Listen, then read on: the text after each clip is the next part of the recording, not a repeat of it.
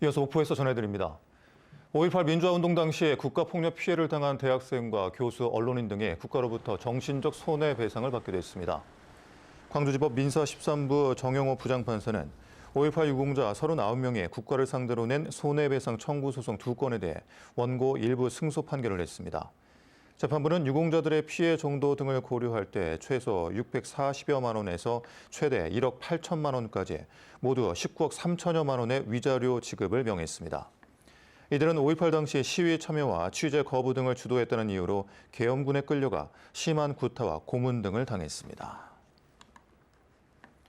지난달 4일 입적한 정각 큰 스님의 49제가 오늘 목포 보현정사에서 봉행됐습니다.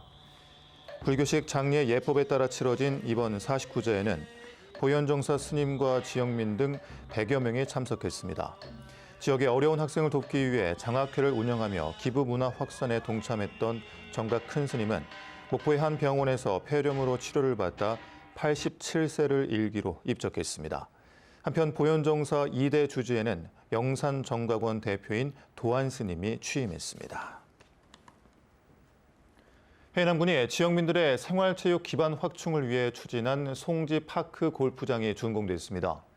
송지파크 골프장은 7억 원을 투입해 송지면 15,213제곱미터 부지에 18홀 규모의 파크 골프장과 주차장, 휴게실 등을 마련했습니다. 해남에는 삼산파크 골프장과 산이파크 골프장이 운영되고 있는 가운데 중부권인 화산면과 동부권 파크 골프장을 추가로 조성할 계획입니다.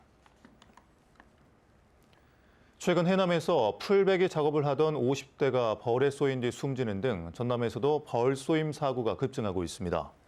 전남 소방본부에 따르면 올해 전남에서 이송한 벌 쏘임 환자는 324명으로 7월 170명, 8월 108명 등 대부분이 여름철에 집중됐습니다. 지난해 같은 기간과 비교했을 때 100건 이상인 57%가 증가했으며 소방당국은 무더위로 벌의 활동이 활발해지면서 쏘임 사고도 늘어난 것으로 분석했습니다.